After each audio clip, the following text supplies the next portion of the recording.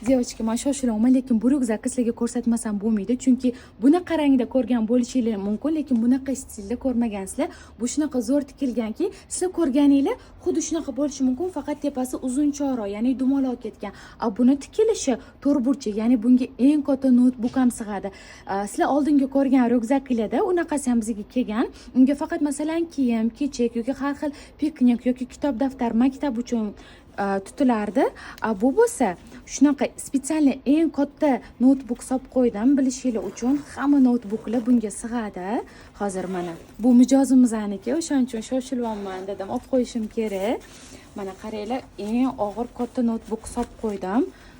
Hamma notebooklar absolutno bu ryukzakka sig'adi. Yana zo'r tarafi bilasizlarmi nima?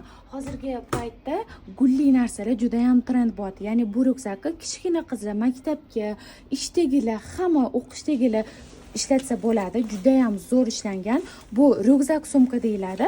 Masalan, xohlasanglar orqadan ryukzak qilib ilsanglar bo'ladi. Xohlasanglar tepasidan sumочкаga o'xshatib, buyog'ini mana bosib, bunaqa tutib yursanglar ham bo'ladi. Juda ham zo'r. Narxi 180 ming so'm.